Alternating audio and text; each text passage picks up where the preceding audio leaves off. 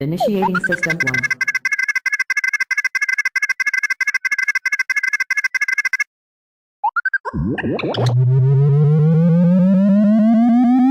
System 1 loaded. Nous sommes les IT Monkeys. Nous avons établi cette communication depuis un futur proche afin de vous former sur les différentes technologies qui vous permettront de faire face aux intelligences artificielles. Dans le futur, nous manquons considérablement de spécialistes et les cyberattaques sont de plus en plus courantes. Nous sommes le dernier rempart pour lutter contre les IA. Rejoignez-nous. Rejoignez la résistance et combattez à nos côtés. Suivez-nous et soyez prêts le moment venu. Il n'est pas trop tard. À bientôt pour la prochaine transmission. Bonjour à tous, salut Captain Planète. Salut. Salut Osborne. Salutations distinguées. Et bonsoir à notre invité spécial du jour, Raphaël Nicou, président d'Aquaré. Merci d'avoir Merci d'avoir accepté notre invitation. Avec plaisir, je suis très heureux d'être avec vous ce soir. C'est presque aussi bien que BFM ici.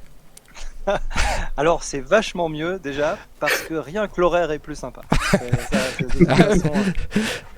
Oui, non, parce que pour la petite blague, tu es intervenu il y a pas longtemps sur BFM Business, non, ou BFM tout court. Oui, c'est ça, je crois, BFM Business. Oui, alors alors il y a une bonne blague chez BFM, c'est qu'ils te font venir pour intervenir. J'étais très heureux qu'ils le fassent. Pour 5 minutes. Autour de, oui, voilà, à tour de 6h du matin. Ah, bien sûr. Un peu en avance. Et là, tu te dis, ah, il doit y avoir un petit déj quand même.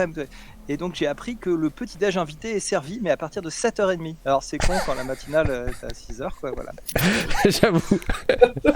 J'avoue. Non, mais je les remercie. Je suis sûr qu'ils nous écoutent et réinvitez-moi.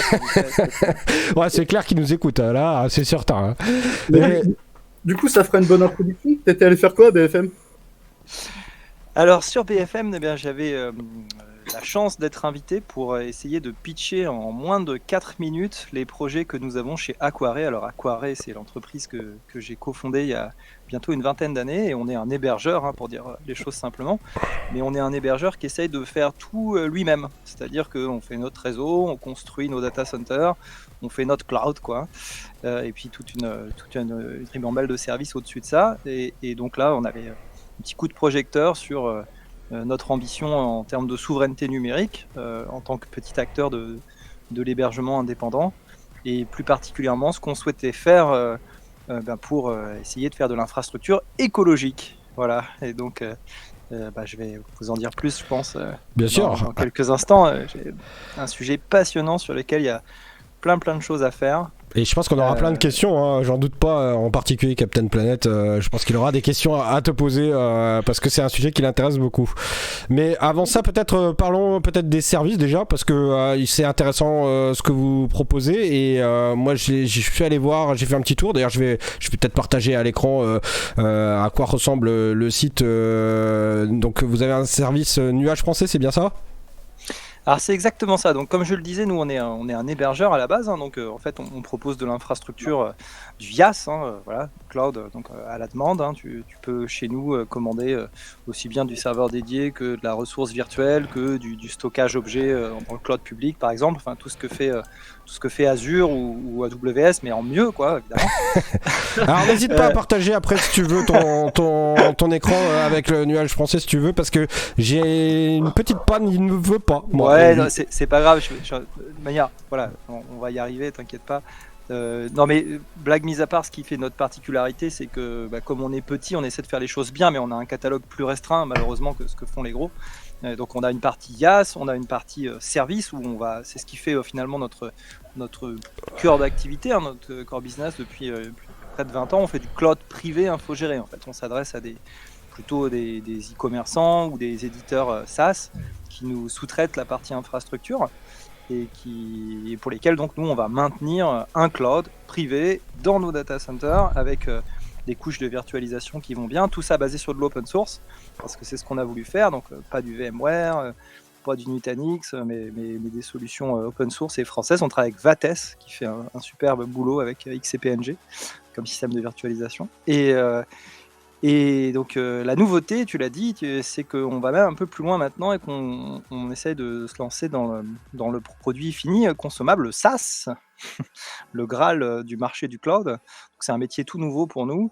Mais en fait, on a appris beaucoup ces dernières années sur les solutions de collaborative en mode cloud qu'on a dû mettre en œuvre surtout pour beaucoup de clients pendant le confinement de Covid évidemment. Donc on s'est dit pourquoi est-ce qu'on ne prend pas tout ce qu'on a dû faire pour les uns et pour les autres pour en faire un produit, le nuage français qui a donc vocation à être un Microsoft 365 mais basé 100% sur du libre. Et français et hébergé dans du data center écolo. Et donc nous, ce qu'on apporte au-dessus en fait, une intégration de différentes applications libres qui existent, comme Nextcloud, comme BBB, comme Zulip, comme Mailco pour la partie messagerie. Enfin voilà, je pourrais redonner des petits détails, mais globalement, on prend toutes ces applications et on les rend cohérentes en développant, nous, toute la partie gestion de l'identité, puis la cohérence graphique, tout ce qui est single sign-on notamment, le fait qu'on puisse être dans une suite applicative intégrée finalement, comme tu peux l'être quand tu es dans G Suite ou dans Microsoft 365. Voilà. Et on l'a baptisé le nuage français, et c'est donc une solution qu'on commercialise depuis ce mois-ci, c'est tout nouveau, et qui permet donc de faire dans ta petite entreprise ou dans ta collectivité ou dans ta grande entreprise tout le besoin que tu as dans une suite collaborative, mais bien mieux que ce que fait Microsoft évidemment. Alors après, on pourrait comparer, mais le but c'est pas de déchirer l'invité non plus. Non, alors, je vais donner un exemple très clair. Enfin, on a malheureusement pas l'ambition de dire qu'on fait des choses mieux que Microsoft, parce que Microsoft fait des produits qui sont très bons. Moi, je fais pas de Microsoft bashing. Microsoft, c'est une très belle entreprise, voilà, qui a évidemment rien à démontrer. Et le marché est totalement conquis aux produits Microsoft. Donc de toute manière, il n'y a pas de sujet. Nous, ce qu'on cherche à dire, c'est que voilà, pour un certain nombre d'usages, quand on n'est pas dans des fonctionnalités très pointues, il y a beaucoup de choses qu'on est capable de faire avec les solutions libres qui existent sur le marché. Et finalement, on sait répondre à 95% du besoin. Et la plupart du temps, c'est suffisant pour surtout...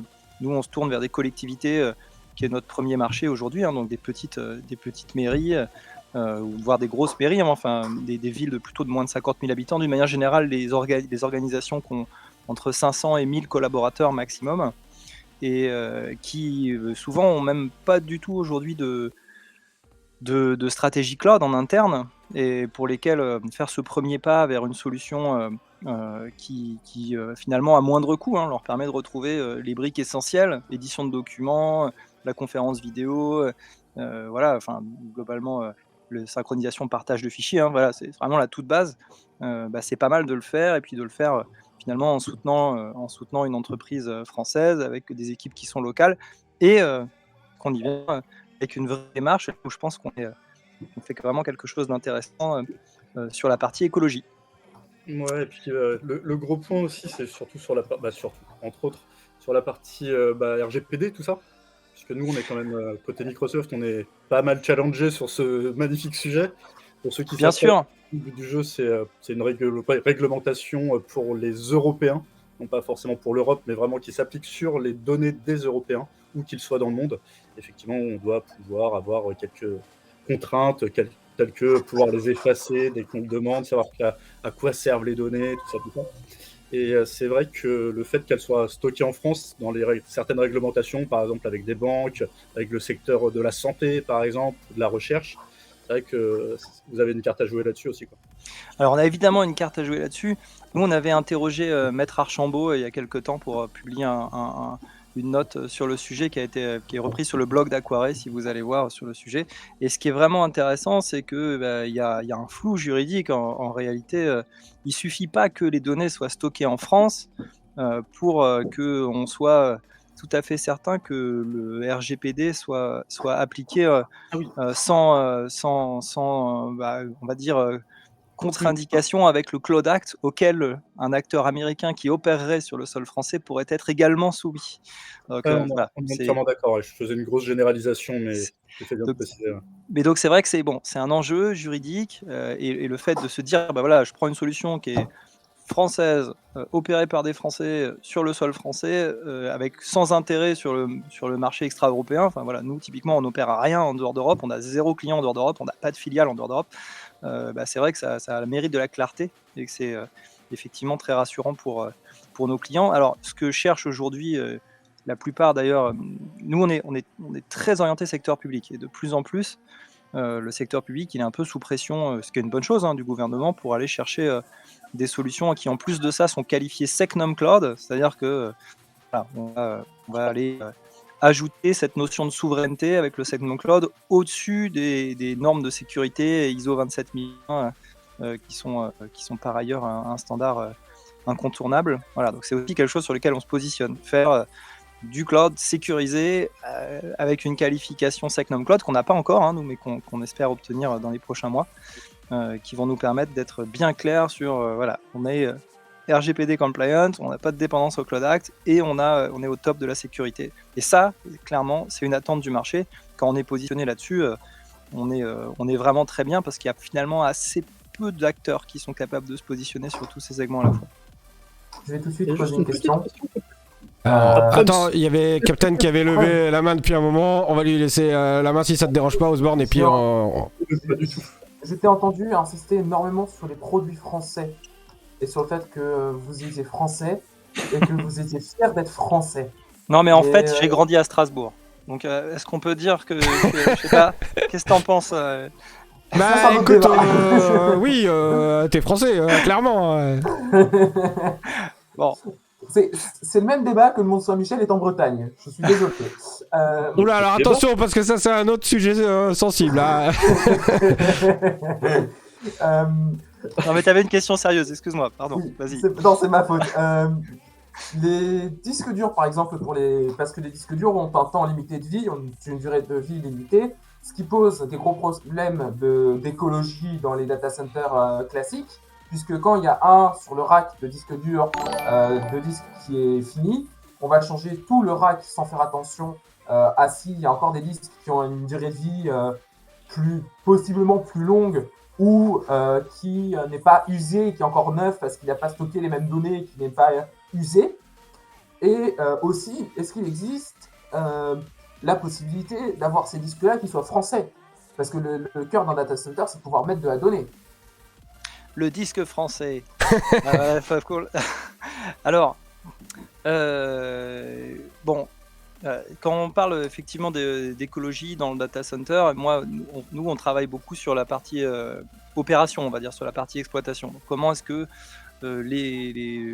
tes serveurs, on va faire en sorte que quel que soit le type de serveur que tu mets dans ton data center, que le data center ne consomme le moins possible d'énergie pour le faire fonctionner. C'est le fameux PUE, voilà. Et tu essaies de tendre vers 1, donc de faire en sorte que ton data center il consomme 1 d'électricité pour fonctionner des serveurs qui eux-mêmes utilisent 1 d'électricité. Donc, en gros, tu limites la conso de ta clim, de tes onduleurs, de tout ce qui ne sert pas de manière directe à la prod. Ça, c'est ce sur quoi nous, on travaille beaucoup. Mais effectivement, tu as raison de le souligner, un des facteurs les plus importants pour évaluer l'écologie d'un cloud, c'est à quel point est-ce que on va dire que toute la partie construction va être durable. Donc, aussi bien la construction du data center que la construction du matériel que tu utilises, faire en sorte que tes serveurs ils aient une durée de vie prolongée, que les équipements, que ce soit de calcul ou de stockage, ils aient une durée de vie prolongée et que voilà, on les change pas à la moindre évolution technologique parce que finalement c'est pire que tout et c'est là où on consomme énormément d'énergie et ou de matières premières évidemment pour produire les nouveaux équipements. Donc maintenant pour te répondre sur le stockage, bon, de manière générale, alors je suis pas un spécialiste de cette question, mais j'ai franchement la conviction qu'il y a pas ou peu de constructeurs en Europe, je pense malheureusement pas. Donc on peut on fait assembler son matériel évidemment en Europe ou en France, nous c'est ce qu'on fait, on achète notre matériel à des assembleurs qui sont français, d'ailleurs qui sont alsaciens, puisqu'on travaille avec le CRSI. Mais maintenant, c'est vrai que les fabricants aussi bien de puces que de systèmes de stockage, ça reste bien souvent des Américains qui font produire en Asie. Et voilà, globalement, aujourd'hui, je pense que 95% des systèmes de stockage, on les importe d'Asie. Il n'y a pas de sujet là-dessus et je crois qu'on n'échappe pas à la règle chez Aquaré. Maintenant, si tu veux faire des choses bien, du mieux possible en termes de stockage, déjà, il faut faire du tiering. Donc il faut aller stocker les données en fonction des besoins que tu as sur des systèmes différents. Tu n'as pas besoin de mettre toutes les données sur du très, très performant et tu n'as pas besoin de mettre... Voilà, donc c'est assez évident, simple à comprendre. Globalement, tous ceux que tu ne vas pas aller accéder... tu n'as pas besoin d'accéder avec des grosses performances, il faut que tu le mettes sur des systèmes qui sont adaptés, qui coûtent moins cher, sur lesquels tu peux éventuellement... faire des économies en recyclant du vieux matériel. Et donc ça, c'est ce qu'on fait, nous, notamment parce qu'on a, pour tout ce qui est système de production, donc toutes les données chaudes, nous, on fait du stockage local dans nos clouds, on a décidé de ne pas centraliser le stockage. Donc là, on va travailler plutôt avec du SSD pour avoir de la bonne perf, et on va aller travailler sur du SSD qui, pour l'instant, sur le haut de gamme sur lequel on travaille, on n'a pas besoin de le changer plus que... on n'est pas encore sur des renouvellements, même on doit être à 4-5 ans sur les mêmes systèmes de stockage pour l'instant, mais on arrive parfois effectivement en fin de vie. Tu peux te permettre de changer les systèmes de stockage un par un, tu n'as pas besoin de changer toute la grappe, nous c'est ce qu'on fait, mais bon là-dessus c'est vrai qu'il y a on va dire qu'il y a de la perte, c'est clair. Par contre, voilà, tous les vieux systèmes, donc surtout du disque dur pour le coup, ou potentiellement du vieux SSD d'ailleurs, nous ce qu'on faisait jusqu'à présent, c'est qu'on utilisait une techno qui était pas mal du tout un système de stockage objet qui était basé sur une techno open source qui s'appelle OpenIO, qui est un système de stockage objet très intéressant avec qui permet en fait de rajouter des grappes de stockage à ton système de stockage objet, et même avec du matériel hétérogène. Donc tu as du vieux matos, tu le prends, tu le recycles, tu le mets dans ton gros système de stockage, et finalement le système il répartit automatiquement les données et sans consommer trop de réseau, et ça fonctionnait pas mal du tout, et ça permettait de recycler du vieux matos pour faire du stockage froid, et donc là vraiment optimiser la durée de vie de tes composants. On a fait ça pendant longtemps, jusqu'à l'année dernière, et on a arrêté malheureusement parce que OpenIO s'est fait racheter par OVH, et que OVH, OVH que j'adore, a décidé d'abandonner le support. C'est le feu OVH. C'est le feu, exactement. Non, mais... La flambée sauvegarde. Donc malheureusement, c'était difficile de continuer à utiliser un service auquel on ne pouvait pas avoir de visibilité sur notre capacité à avoir du support. Donc on a basculé sur Ceph, qui est un peu moins intéressant, en tout cas un peu moins adapté pour fonctionner avec des systèmes hardware hétérogènes. Là, on est un peu obligé de tuner un peu le matériel qu'on utilise en dessous, mais on peut quand même évidemment utiliser des matériels qui ont une durée de vie plus importante et beaucoup moins performant pour le stockage froid que ce qu'on utilise pour le stockage chaud. Donc voilà, concrètement, il faut réussir à prolonger la durée de vie de ton matériel en l'utilisant sur des tiers avec de moindres performances pour l'utiliser le plus longtemps possible.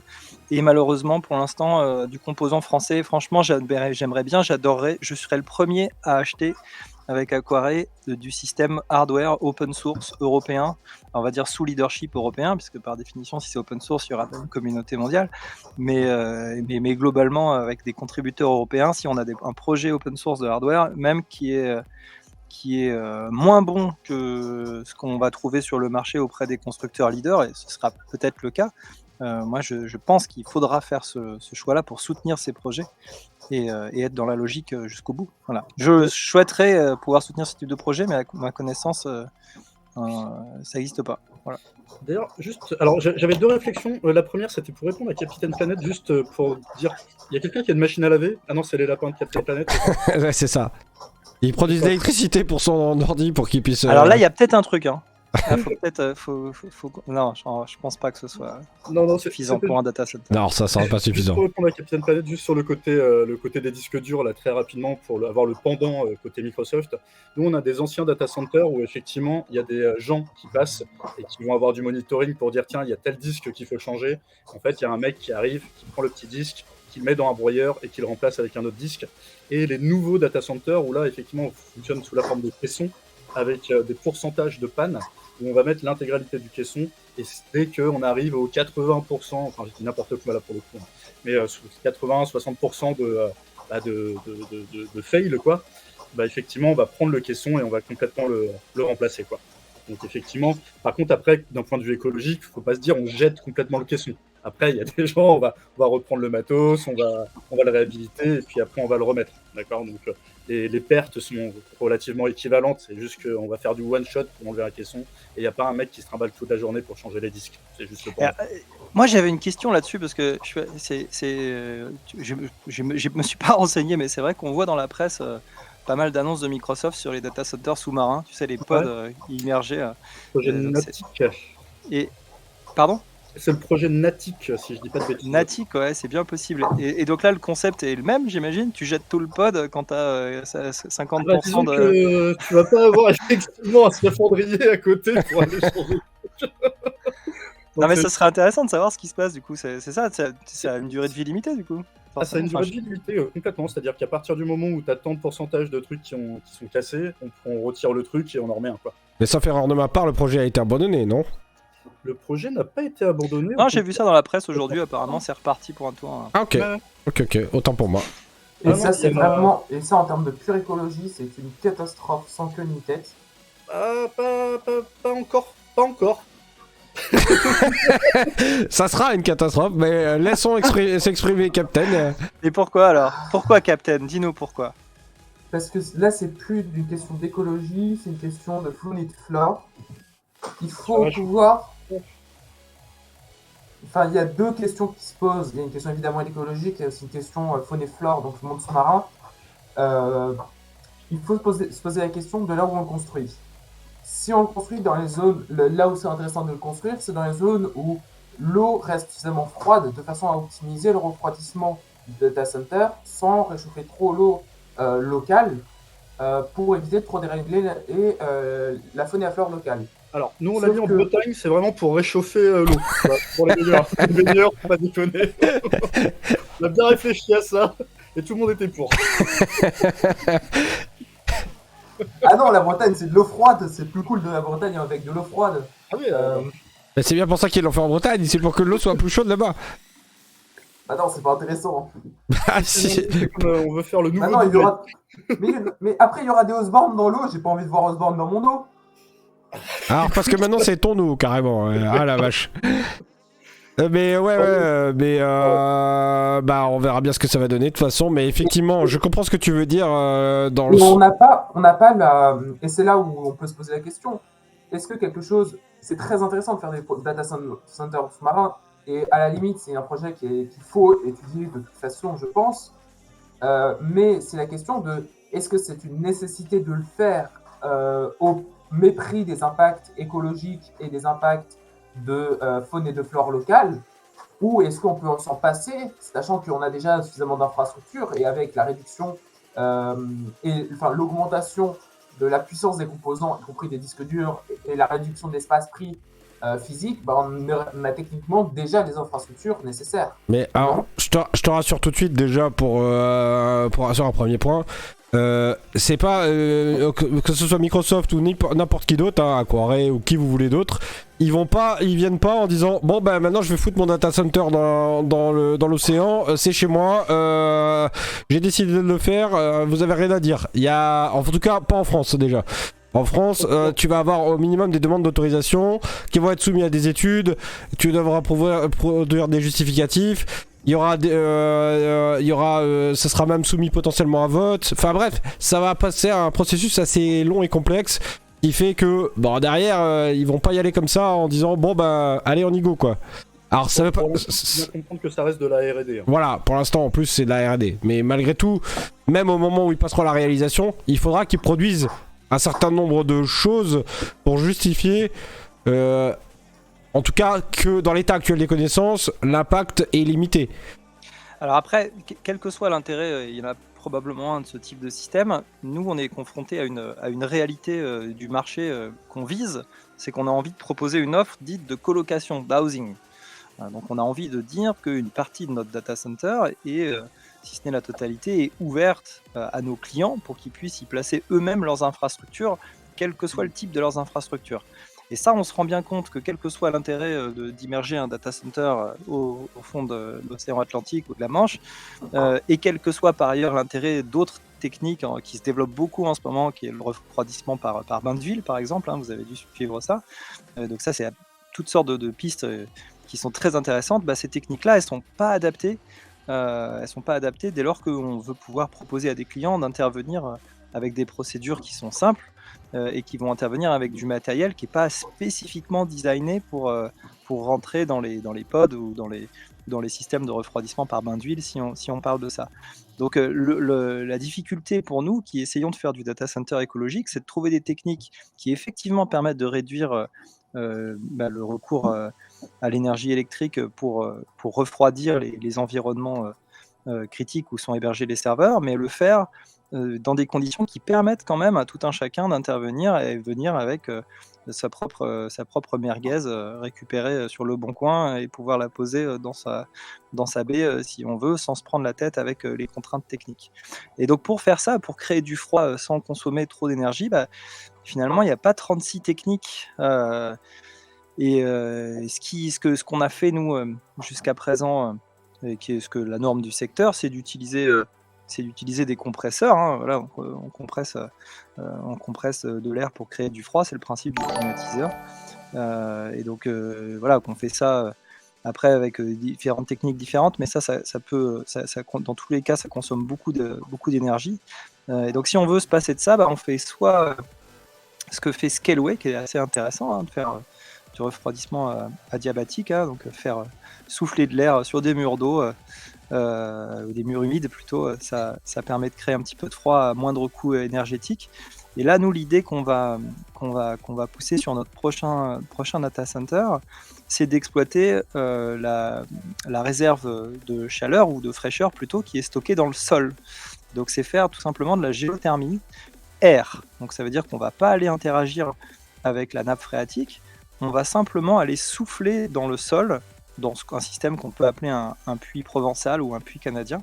On va aller souffler de l'air dans des tubes sur des relativement longues distances. Et ce faisant, on arrive à avoir des capacités de refroidissement qui sont assez impressionnantes à moindre coût énergétique, puisqu'on n'a pas d'équipement de climatisation classique, on n'a pas de compresseur, on va simplement se contenter de ventiler et de filtrer de l'air. Donc ça, on consomme très très peu d'énergie pour faire ça. Et on se retrouve avec des capacités de refroidissement qui sont impressionnantes. La seule limite de cette technique, c'est qu'il faut un peu de surface. Donc c'est pas très bien adapté pour le faire en ville. Évidemment, si on veut être dans le centre de Paris, on va pas aller mettre 5000 m² de puits canadien dans le sol. On se rend compte que ça, c'est un peu compliqué. Mais dès qu'on sort des grandes villes, nous on va faire ça en zone périurbaine, pas très loin de Paris, mais on sort un tout petit peu de Paris pour avoir des terrains qui sont quand même relativement accessibles et avec des surfaces plus importantes. Et bien on a, je pense, une vraie opportunité de faire quelque chose qui est très durable, puisque là on va mettre des tuyaux en fonte dans le sol, et donc on se retrouve avec un investissement pour une infrastructure qui va durer 100 ans. À là où une installation de climatisation classique, même si vous la maintenez comme il faut, dans 20 ans, dans 25 ans, il faudra la changer. Donc il y a des composants électroniques dedans, il y a beaucoup d'équipements actifs, il y a du gaz, qui est d'ailleurs du gaz hautement à effet de serre dans les systèmes de climatisation classiques. Et ça, évidemment, le simple fait que vous n'ayez pas à renouveler votre installation tous les 20 ou tous les 30 ans, je pense que ça a un impact écologique autrement plus fort que ne serait-ce que l'économie d'énergie électrique que le système induit en fonctionnement. Et donc je pense que la bonne piste, c'est ça rejoint ce que tu disais tout à l'heure, Captain, sur les disques durs. Ce qu'il faut faire quand tu veux faire du numérique écologique, il faut non seulement regarder à utiliser des composants qui consomment moins d'électricité, mais il faut surtout réfléchir à ce que ton installation dure longtemps. Donc quand tu construis un système de clim avec de la géothermie, moi je construis pour 100 ans. Et ça, je pense que c'est une super démarche écolo, surtout si tu arrives à le faire avec des matériaux durables. Alors ça, c'est l'enjeu suivant. mais globalement, quel que soit finalement ce à quoi tu as recours comme système, il faut essayer de construire quelque chose qui va durer très longtemps. Je pense que c'est comme ça qu'on fait des vraies économies de matière et d'énergie et qu'on est vraiment sur une démarche écolo. Mais t'avais pas non plus évoqué la possibilité d'utiliser la chaleur produite pour en faire quelque chose d'utile, Et ça, c'est un vrai. Ça, c'est Genre nous chauffer en hiver. genre te chauffer en hiver. Par Et que exemple. là, là-dessus, il y a évidemment. Alors, ça, il faut savoir que c'est une orientation en commission, je crois, aujourd'hui. C'est discuté, c'est encore au stade de la commission au sein des institutions européennes, mais on devrait bientôt avoir dans la réglementation quelque chose qui nous oblige, au titre des exploitants de data centers, à ce qu'ils appellent recycler la chaleur fatale. Alors, au début, je comprenais pas bien de quoi ils parlaient, parce que c'est leur terme à eux, mais bon, tout le monde est en train d'un peu s'approprier ça dans le métier. Donc, recycler la chaleur fatale, ça veut dire récupérer la chaleur qui est dissipée par les serveurs informatiques lorsqu'ils fonctionnent. Alors, pas uniquement les serveurs informatiques, mais dans notre secteur, évidemment, c'est ça. Donc, par ton procédé industriel, tu vas avoir de la chaleur qui se dissipe et normalement, d'habitude, est perdue ou est plutôt en bout de chaîne, elle est perdue, donc on appelle ça la chaleur fatale. Et là, l'idée, c'est de dire, plutôt que de la jeter, plutôt que de l'évacuer, comment est-ce que tu peux la réutiliser dans un procédé où elle serait bénéfique. Ouais. Oui, Petit levage de main très rapide, j'avais cru entendre qu'il y avait un data center sous une piscine pour la chauffer. alors ça marche probablement, j'ai vu pas mal d'histoires comme ça, et ça doit probablement exister ailleurs que sur Internet, dans Dans la dans vraie les- vie. Bon, mais oui, alors, Non, mais je c'est... veux dire, c'est une utilisation, tu vois. Enfin, Bien sûr, c'est une utilisation. Alors, quand tu construis un data center comme ça, en fait, la difficulté, c'est que déjà, tes serveurs, ils dégagent de l'air tiède, en fait, pas vraiment chaud, hein. Un serveur, ça dégage de l'air à 30-35 degrés. Bon, donc, Ah, pour la piscine, c'est déjà bien, hein. ouais, si ta piscine, Pour la elle est broussailleuse, directement, si ta piscine, elle est directement sur Je place, suis tu vois. d'accord, parce qu'il va Euh, perdre sur le transport.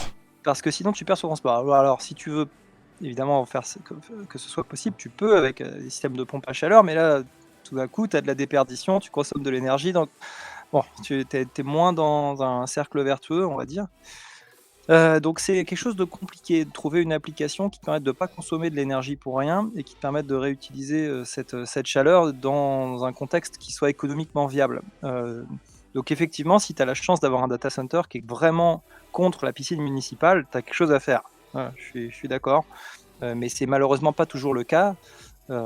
Et donc voilà, le scénario rêvé où tu vas aller avec l'aménageur de la zone du nouveau quartier dans lequel tu implantes ton data center, si tu peux aller proposer du chauffage urbain pour toutes les habitations alentours, ça c'est un bon projet. Mais si c'est pas le cas, qu'est-ce que tu peux faire? Et donc ça, moi, c'est la réflexion qu'on a eue, nous. Et alors c'est amusant parce que je voyais d'ailleurs Octave d'OVH là, qui lui avait le même genre de réflexion sur Twitter il y a 1 an et demi ou 2, qui disait qu'est-ce qu'on peut faire? Vous avez des contacts ou pas du tout? Enfin, je veux dire. Avec Octave, moi ouais. je le connais pas du tout, non. Non, je me suis dit peut-être que vous, de temps en temps vous mangiez ensemble tous les gens qui font des data centers, on ne sait jamais. Non, il a l'air très sympa, mais j'ai pas le plaisir de le connaître en réalité. On a juste croisé 1 ou 2 fois sur des événements professionnels, mais on se connaît pas du tout.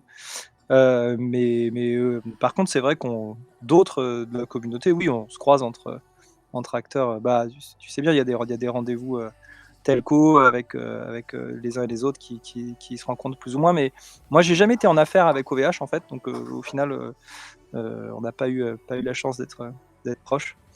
Quoi qu'il en soit, il a lui des réflexions évidemment intéressantes sur le sujet, que tout le monde a eu ces réflexions-là, mais je trouvais ça rigolo qu'il en parle publiquement et qu'il propose aux gens de donner leurs meilleures idées de ce qu'on pouvait faire pour cultiver les champs de demain avec le recyclage de chaleur fatale.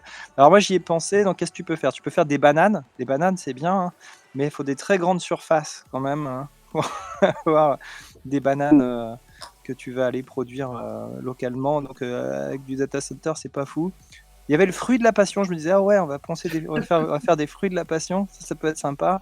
il y a quand même une grosse réflexion. Hein. Ah non, mais attends, il y a mieux, il y a les homards aussi. Alors, ça, c'est un projet auquel j'ai pas renoncé. Ah. Effectivement, on a un partenaire en Normandie qui. Alors ça, c'est un truc, c'est une idée. Alors, ça, c'est une idée, mais pour l'instant, on n'a pas lancé la phase d'expérimentation. Ah oui, ça Et donc, j'imagine. on a un partenaire qui est en train de monter une écloserie à homards sur la zone de Granville en Normandie. Et donc c'est assez intéressant. Alors les homards, il valide les élèves, il en relâche une partie en milieu naturel pour repeupler un petit peu. Il est dans une démarche assez intéressante. Et donc pour élever des homards, il faut prendre de l'eau de mer. Hein. Donc il a l'autorisation pour pomper un peu d'eau de mer. Et puis il faut renouveler les bacs d'eau à un rythme effréné, puisque je crois que c'est toutes les 2 heures, il faut que l'eau soit intégralement renouvelée pour que tes homards Ah, se vache. sentent bien. Ah oui. Et si tu prends de l'eau qui vient de la Manche à 12 degrés, ton homard, bon, ça va, mais il est pas super content, quoi. Il va se développer tout doucement, il va rester un peu dans son coin et être un peu triste. Alors que s'il avait de l'eau à 20 degrés, tout d'un coup, il va se développer plus vite et puis bon, ça va être plus intéressant, évidemment, pour une perspective d'élevage. Et le problème, c'est que si tu dois chauffer ton eau pour la monter à 20 degrés alors que tu la prends à 12 et que tu la changes toutes les 2 heures, tu as une sacrée facture d'électricité au bout du compte. Donc finalement, tu vas laisser les homards à 12 degrés et puis voilà, tant pis pour le homard. Et donc nous, l'idée, évidemment, c'était de dire pourquoi est-ce qu'on mettrait pas des serveurs informatiques au milieu des homards comme ça? On aurait simplement par induction de l'air tiède qui permettrait de réchauffer l'eau. Alors peut-être qu'elle serait pas à 20 degrés, peut-être qu'elle monterait à 14-15 degrés. Mais en tout cas, ça améliorerait la qualité de vie du homard. Et ça, il faut qu'on en parle. Et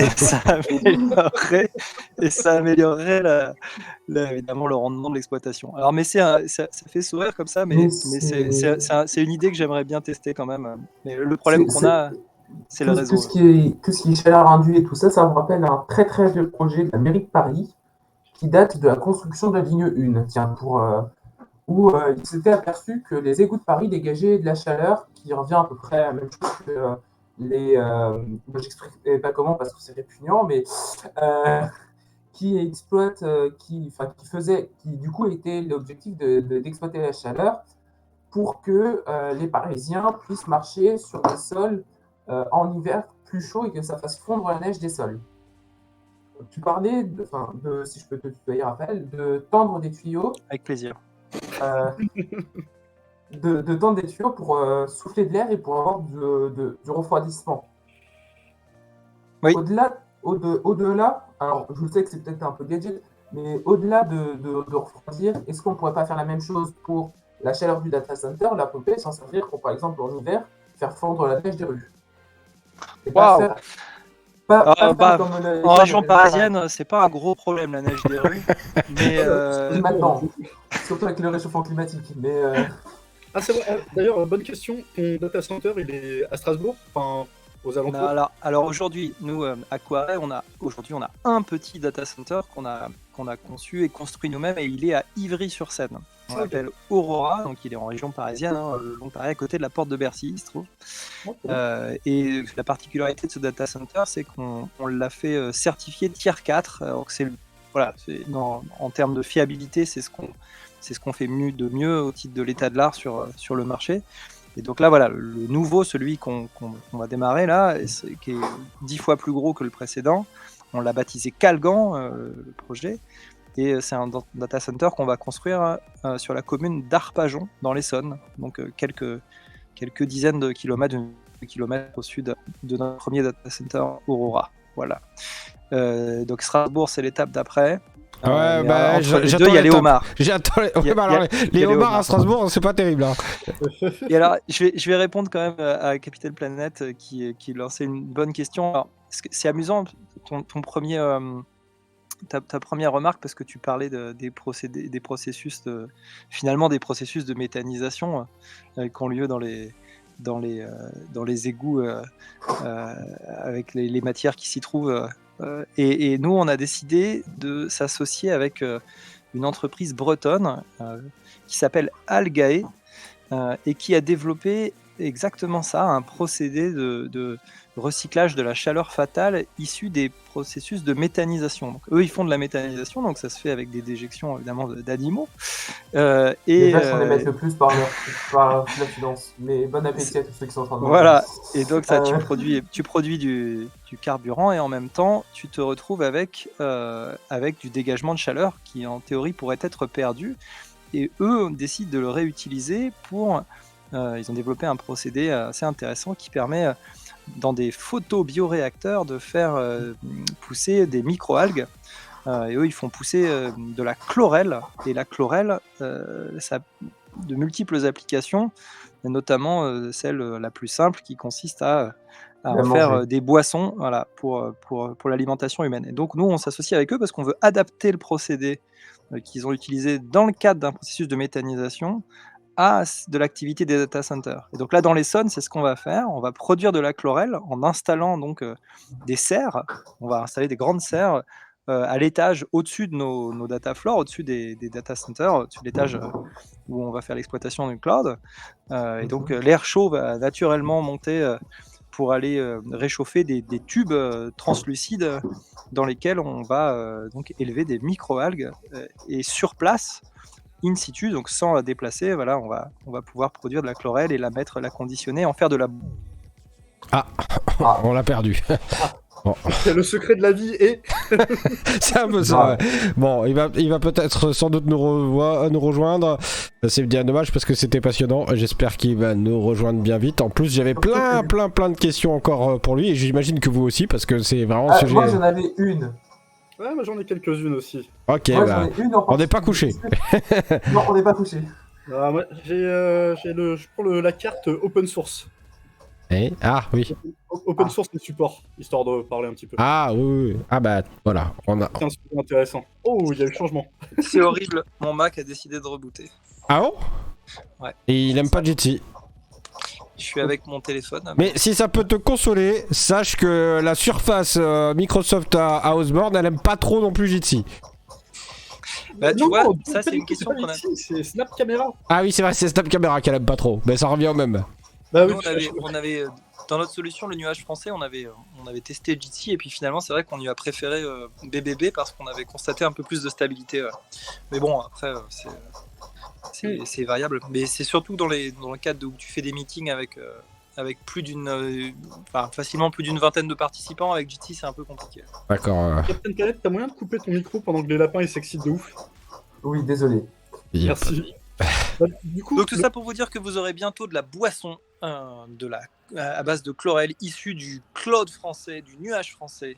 Et j'aurai le plaisir de revenir si vous me réinvitez dans cette émission pour faire une dégustation. Bah tu les enverras à l'avance du coup pour qu'on puisse les ouvrir pendant l'émission alors.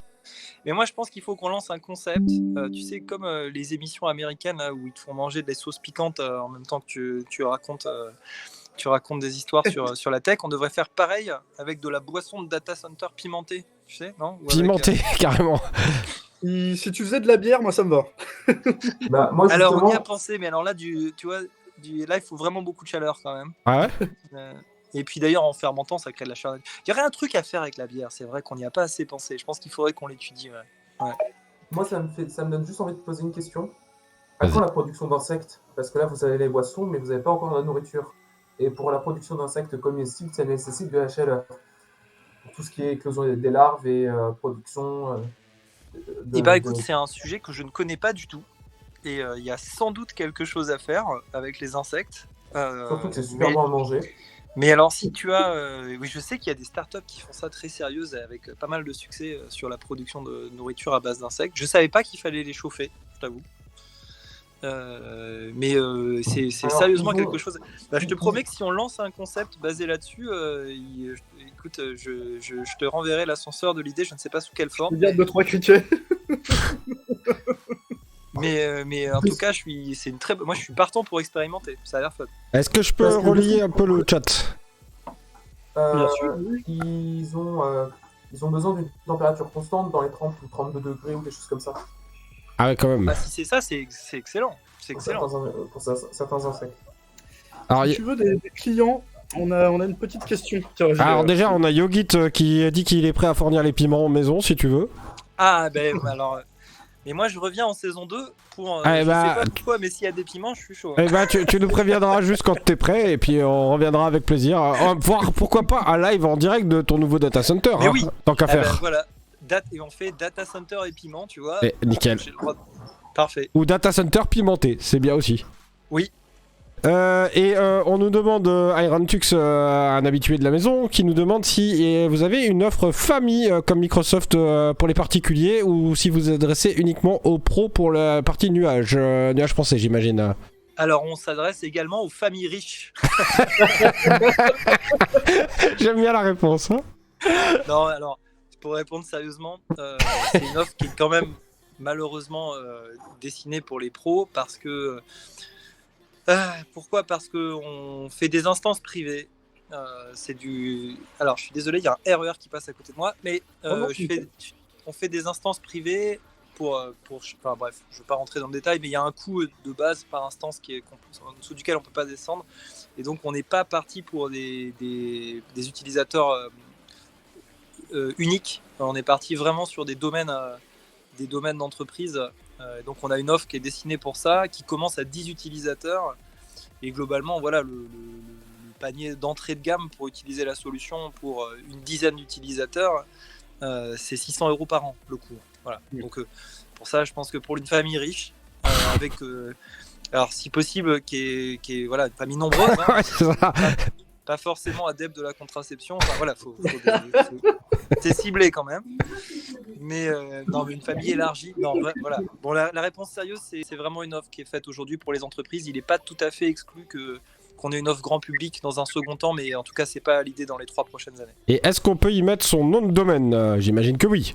Bien sûr, voilà, c'est l'esprit, hein, c'est votre cloud d'entreprise, donc vous allez pouvoir... j'ai pas été dans le détail, mais la base de l'offre, c'est le domaine plus messagerie. Hein. Ensuite, au-dessus de ça, on rajoute tout ce qui est gestion de calendrier, gestion de carnet d'adresse, et puis tout ce qu'on a dit tout à l'heure, édition de documents collaborative, les superbes conférences vidéo avec quelque chose qui marche mieux que Jitsi. Et puis voilà, messagerie instantanée, et toutes sortes d'applications qu'on va d'ailleurs rajouter, comme les gestionnaires de mots de passe, en mode cloud, mais sécurisés et stockés sur sa propre instance du coup de cloud de son entreprise. Voilà, les gestions de projet, enfin tout ce qu'on a envie de retrouver dans une suite collaborative comme ça. Mais oui, le nom de domaine, oui, bien sûr.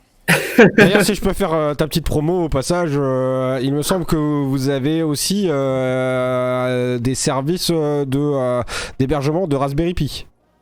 Pour ceux qui voudraient. C'est vrai. Alors,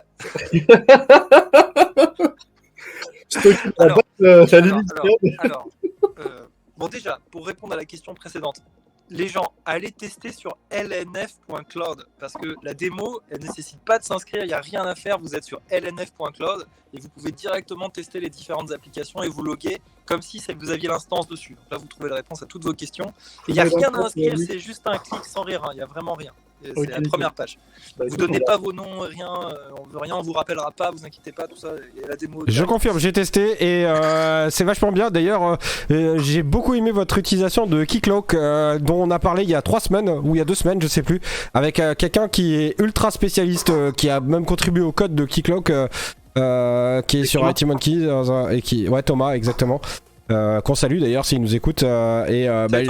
J'ai bien aimé l'intégration que vous en avez faite. Eh ben, écoute, je transmettrai à l'équipe parce que c'est pas moi qui l'ai fait. Ah bon? Juste un petit truc, est-ce que chez vous aussi ça sature? Oui, tout à fait. Depuis quelques secondes, le micro s'est dégradé. Je sais pas pourquoi. Ça marchait bien avant, mais. Est-ce que tu aurais perdu une petite barre de 3G, 4G, 5G? Chez moi? Non. Oui, oui, c'est toi qui grésille complètement et c'est dommage puisqu'il n'y a que toi qui est intéressant ce soir. Ah, je suis vraiment désolé. Même Capitaine Planète, il peut pas se venger, il peut pas sauver la planète. Et même pas remplir ma mission. Et si tu veux tenter de relancer le Mac, à la limite, on meuble pendant ce temps, hein, si tu veux.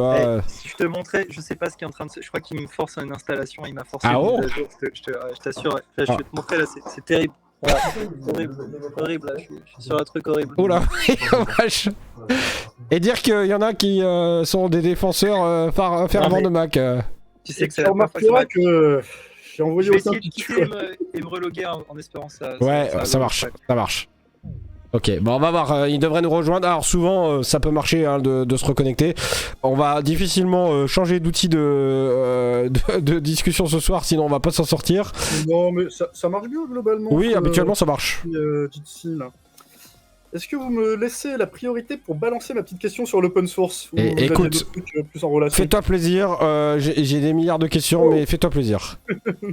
Je suis juste en train de regarder si par hasard je peux baisser peut-être la qualité de ma vidéo pour peut-être limiter un peu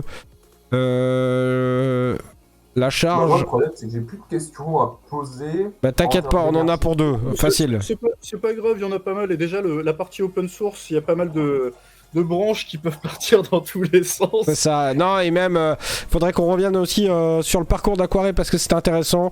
Moi, il y a des choses que je sais et que je vous ai pas spoilé et que je trouverais intéressant qu'ils nous expliquent. Parce qu'il y a aussi des choses que je ne sais pas d'ailleurs dans l'histoire.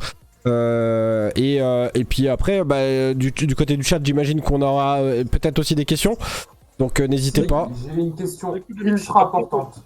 Attends, une petite seconde pour finir la phrase. Juste, Nemix, si t'as plein de questions dans tous les sens, je finis juste celle-là. Ouais, non, mais y a après, pas de souci. Et n'hésitez pas à noter vos questions au fur et à mesure pour pas les oublier. Mais vas-y, à toi, Osborne, la parole. Ah, magnifique. Voilà. Non, c'était juste une petite question très rapide par rapport à l'open source, justement.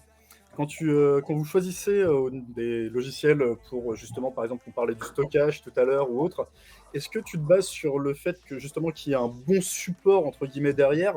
Comme, par exemple, on peut prendre Red Hat, qui vit de l'open source, mais qui vit du support qui fournit à l'open source, tu vois?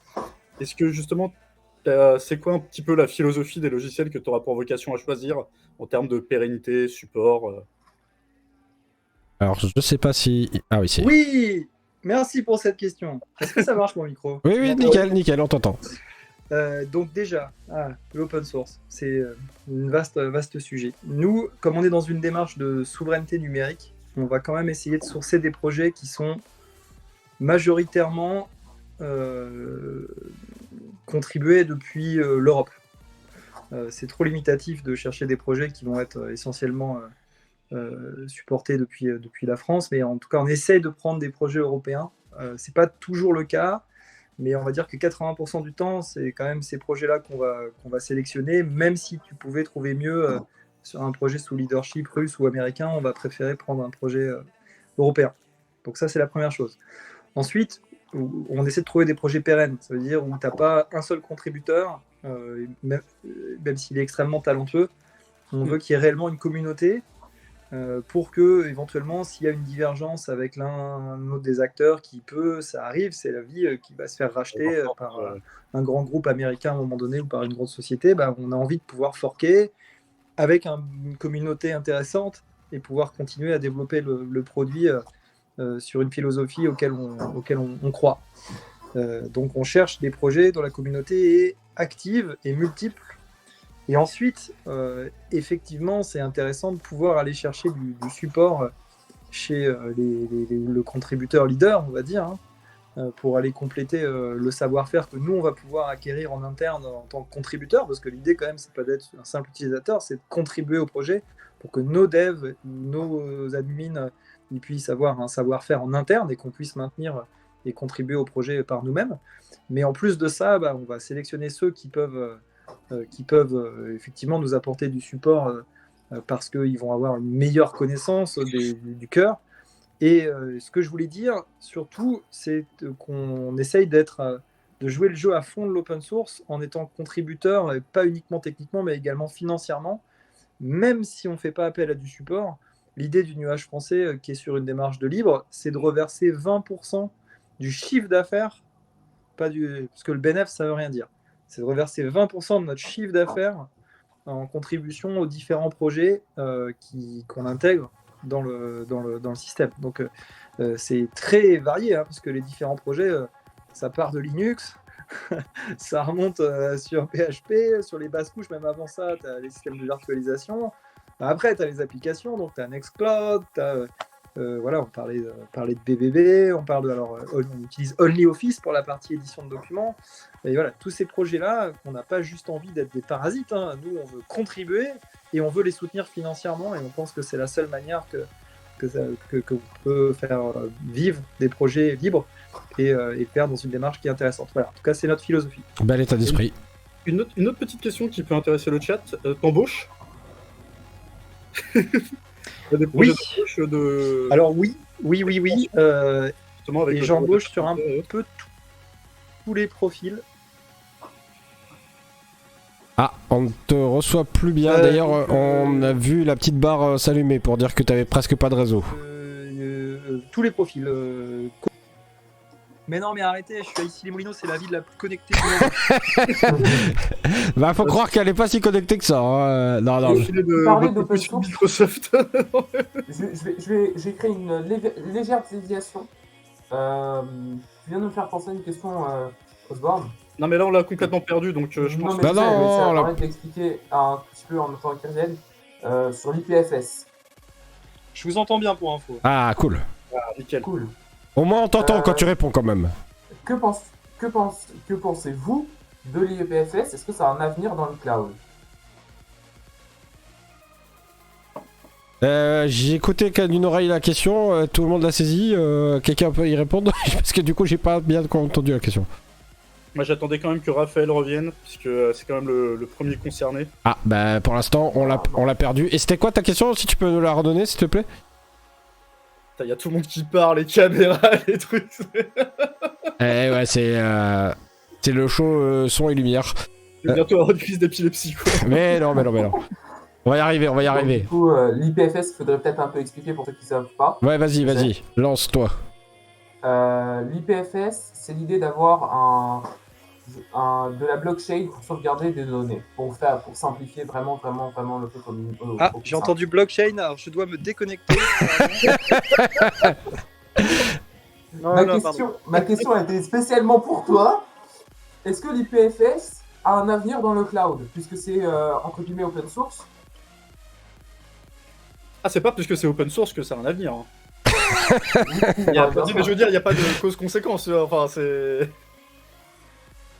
Et rassurez-moi, la question était pas pour moi, si, la question était pour moi. Si, elle était pour toi, mais tu n'avais pas forcément vocation à y répondre dans le sens où, bah, t'es certes un acteur du cloud, mais t'es pas l'unique acteur, tu peux pas répondre à tout non plus. Non, mais c'est une bonne question, mais enfin, très honnêtement, je saurais pas quoi vous dire de pertinent sur le sujet, parce que c'est pas, je me suis pas penché sur la question plus que ça. Mais s'il y a de la blockchain dedans, c'est sûr que non. Enfin, Oui, ok. Ok. Pour moi, c'est clair. Juste pour revenir sur celle d'avant, puisqu'en fait, on n'a pas du tout entendu ta réponse. Quel genre de profil tu recherches justement pour un nouveau data center?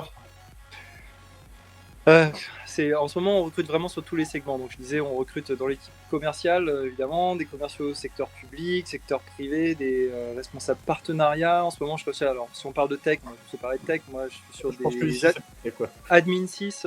Moi, c'est Admin 6 sur Linux avec une expérience sur les stacks web.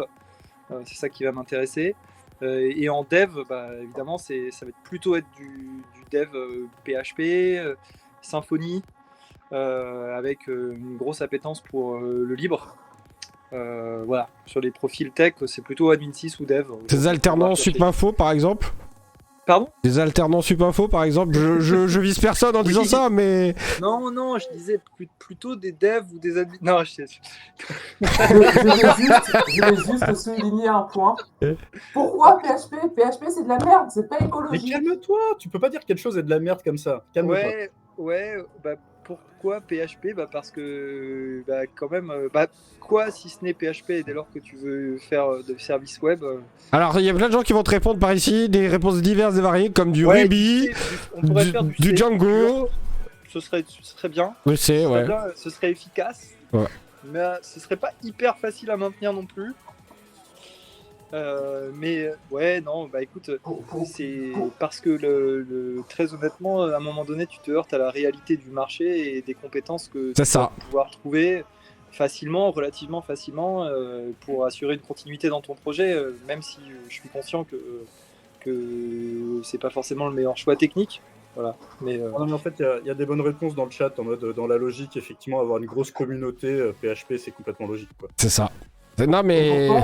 Ouais, vas-y. Et si on parle deux secondes de JS et des stacks serverless, il y a Vue.js qui existe, qui est en train de monter fortement, il y a React, il y a Angular, et tout ça permet de faire du serverless, donc avoir une moins grande surcharge des serveurs pour un plus grand nombre de personnes. Ah, mais alors, n'oublie pas un truc, hein, c'est que si c'est pas le serveur qui fait, c'est le client qui le fait. Donc de toute façon, dans l'un dans l'autre, tu le consommes quelque part ton énergie. Hein. Si c'est ça ta préoccupation, n'oublie pas. Non, c'est juste la question, c'est que si c'est le client qui le fait, on est plus facilement adaptable à la demande et à faire du on-demand que si c'est le serveur qui le fait.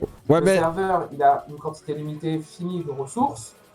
Si tous les clients tapent dessus en même temps, au bout d'un moment, le serveur il a plus assez de ressources pour pouvoir héberger les clients et on a le choix entre faire grossir la machine ou dupliquer la machine. Bah, la bonne réponse à la problématique et tout dépend de ta charge que tu vises derrière. Si tu as une charge très stable et assez linéaire et pas trop en pic, bah l'héberger et faire traiter par du serveur, c'est pas une mauvaise approche. Par contre, c'est clair que si tu as une activité fortement en pic, là effectivement tu auras plus intérêt à faire du côté client, oui, les deux sont pas, il n'y a pas une bonne approche et une mauvaise approche. Ça dépend de ce que tu as besoin. Et le monde il est pas noir et blanc, hein. Il y a quand même des trucs entre les deux. Hein. Mais le sujet, c'est pas de remettre en cause tout le data center de Raphaël. non. Non, mais c'est Ouais, une il y a très bonne des- idée, je suis en train de noter. Et non, et je voulais, alors ça n'a absolument rien à voir, mais du coup, terminer à répondre à votre question. Et effectivement, j'ai aussi besoin de techniciens data center et pourquoi pas pour le coup des apprentis, parce que là, il y a des choses à faire pour des profils un peu plus juniors sur la maintenance data center facility spécifiquement et sur technicien data center d'une manière générale. Mais c'est des besoins qu'on va plus avoir à partir de dans 2 ans. Là aujourd'hui on a un petit data center, notre plus gros data center écologique, qui va, le temps qu'il sorte du sol et qu'il commence à y avoir des choses intéressantes à maintenir, ce sera 2024. Faut d'abord planter la graine et attendre qu'il pousse quoi. Exactement, c'est exactement ça. Et pour être écologique, on pisse dessus de façon à ce que la graine pousse plus vite. Oui, ouais, exactement. On va faire une émission incroyable. On va te faire un salon, le nuage français, dans le Discord, comme ça tu pourras embaucher. Si tu veux. Non, il va devenir prof à Super Info pour recruter. J'ai déjà donné. Ah, tu vois, comme Ah, je quoi. m'en doute, hein, t'inquiète. La C'est voix tellement le colle. bordel cette année à Super Info que franchement, je m'en doute. D'ailleurs, Moi, comment je t'es dis- passé de Apple au libre? Alors Ça, c'est ouais, mais c'est une bonne question que j'allais te poser par rapport à l'histoire d'Aquaré et entre autres... Ah mince, on l'a perdu.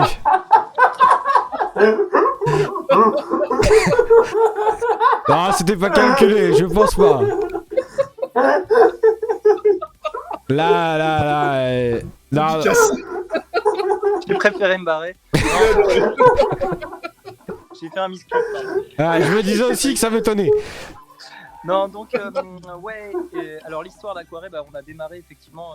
Moi, j'ai connu mon ami Guillaume, qui est notre cofondateur, mon associé sur les bancs de l'EPITA, parce qu'avant de faire un petit passage à Supinfo, j'étais à l'EPITA. Et en fait, on s'est connu à la sauce Apple de l'EPITA qui s'appelait EpiMac. Je sais pas si ça existe toujours. Et bon, nous, on était en spé à l'époque, on n'était pas bien vieux, on avait 19 ans. Et puis on s'est dit, qu'est-ce qu'on pourrait faire qui serait marrant, qui mettrait en application un peu ce qu'on voyait à l'école. Et donc on s'est dit, pourquoi pas faire un hébergeur. Ah ouais, ça va être marrant, on va faire un hébergeur. Et puis pourquoi on ferait... on a qu'à faire un hébergeur sur Mac. Ah ouais, c'est bien, personne n'a fait ça. Bah ouais, non, personne. Il y avait peut-être une raison. Et alors, y avait-il une raison? Non, mais ça, je me fais passer un peu pour des couillons, mais... Par contre, on t'entend vraiment moins bien. Je sais pas si t'as bloqué le micro de l'iPhone. Ah ouais, peut-être, parce que c'est comme si c'était étouffé un peu. On te voyait bien. Là, c'est mieux. Ouais, c'est beaucoup mieux. C'est mieux, ouais. Ouais, c'est beaucoup mieux. C'est vrai que mon Mac a rebooté, je vais peut-être même pouvoir récupérer un vrai micro. Mais C'est nickel. ce que je disais, c'était que oui, on n'a pas fait d'études de marché, mais par contre, on a lancé ça par envie parce que Apple à ce moment-là lançait macOS 10, qui était et le Xserve. le premier système, le Xserve bien sûr, le Xserve et macOS 10 qui était le premier système basé sur Unix d'Apple. Donc on s'est dit qu'il y avait quelque chose d'intéressant à faire parce qu'on avait envie de faire de l'Unix et que le Xserve était quand même superbe. C'était vraiment une belle machine. Donc quand on a monté la boîte, on a levé un petit peu de sous autour de nous, papa, maman, on s'est regroupé à 4, on a regroupé quelques milliers d'euros et on a absolument tout claqué pour acheter un mixeur. C'est un truc à ne jamais faire hein, quand vous montez une boîte. Hein, on a vraiment dépensé absolument 100% du capital en jour 1. Vous avez dépensé sans compter, quoi. Ouais, mais on était super contents, une superbe machine. On a appelé Seldon en hommage à la fondation et sur laquelle on a lancé notre service d'hébergement mutualisé au départ. Et ça a cartonné hein, parce qu'il y avait beaucoup de monde qui avait envie de faire héberger son site web sur Mac. Il n'y avait absolument aucune raison. Hein. Non mais ça, je pourrais broder des trucs, mais non, en fait ça marchait un peu moins bien que sous Linux. C'est bon mais, ça. Mais ça, voilà, ça plaît. Il y a une communauté Apple Oui. qui est assez forte et qui ça a intéressé. Et puis bah voilà, Apple s'est retiré du marché du serveur et du marché des professionnels en général en 2008.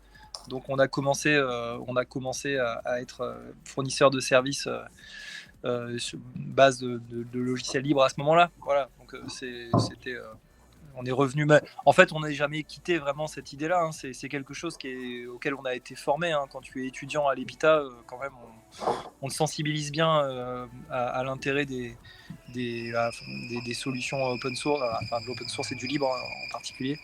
Donc ça a toujours été quelque chose auquel on a été sensible et on a pu revenir du côté de la force quand Apple nous y a contraints en quittant le marché des pros.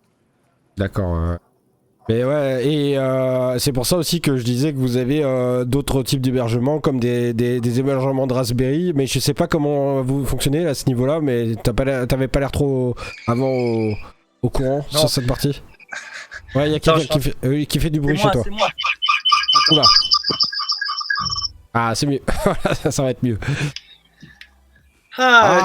C'est pour beaucoup faire mieux. vivre, je fais, tu vois, c'est pour pas qu'il y ait de Bravo. trop monotone, je me log, je pars, je reviens. Merci en tout cas pour les efforts. Alors, qu'est-ce que je racontais les Raspi, ouais, je sais plus pour qui, enfin, qui a dit qu'on allait héberger des Raspi. Ah, c'est pas le cas, je croyais que c'était le cas en fait, ce qu'il y en avait déjà. Non, mais alors si, franchement, si t'as un Raspi à héberger, je te fais une offre sur mesure super. Ouais, je l'héberge déjà chez moi, hein, mais après. Et Un centième de lune, ça c'est te bon. coûtera moins cher que chez toi. Et non, mais en vrai, je serais très heureux d'héberger des Raspi. Je pense qu'effectivement, on a dû avoir du monde chez nous qui ont lancé cette idée en interne, et j'ai dû dire que c'était une super idée. Mais je vois pas l'usage. Et donc, je sais que j'ai 0 client sur ça. Hein. Ouais. Mais je vois pas à quoi ça sert à quoi. Vas-y. Ça sert à quoi de mettre un Raspi dans un data Pas la center moindre idée. Je t'avoue que j'en ai 3 montés dans un rack 19 pouces, mais ils ne servent pas à grand chose. Il y en a un, il sert à la Voilà. domotique. Non, mais Mais voilà. ok. Les deux mais autres du coup, servent dans à ton rien. data center, Oui, bah ouais, ils faut le mettre chez toi, quoi. Ah, on a perdu Captain, je crois. Oui, Captain, tu voulais dire quelque chose. Oui. C'était pas dans un data center, c'était dans le cadre de gestion d'un serveur Proxmox. Comme les Raspberry ont une interface graphique intégrée, si on fait un système un peu maison pour gérer des data centers maison, pour lancer un data center, ça peut servir à faire du monitoring. Ouais, non, mais alors là, fallait inviter Cécile. On l'a déjà invité d'ailleurs. Elle est venue. Là, vous avez dit data center maison, Proxmox et Raspberry. C'est Cécile là qui vous fait. Il manquait de parler rétro un peu aussi.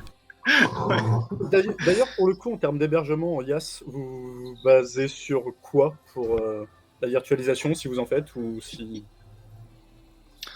Eh bien, je l'ai dit tout à l'heure, et c'est donc la question à C'était la seule micro. coupure que j'ai eue. XMP. XPM. Non, Alors, XCP.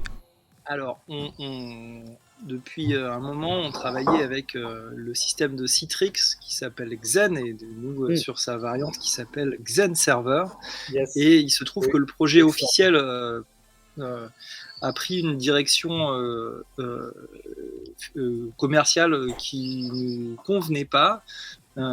Et on a décidé de suivre un fork de Xen Server qui est à l'initiative d'une société lyonnaise, il me semble, qui est vraiment excellente, qui s'appelle Vates et qui développe du coup tous les outils d'orchestration qui vont autour du système de virtualisation XCP-NG, et qui est également leader sur le projet XCP-NG. Et voilà, c'est le système de virtualisation qu'on utilise, nous, qui est donc un fork de Xen Server. Voilà. Tu parles de virtualisation. Tu penses quoi des bureaux virtualisés et le fait de pouvoir créer des services qui permettent de faire un service de bureau à distance, c'est-à-dire que la personne a accès directement à un bureau virtuel sur son site?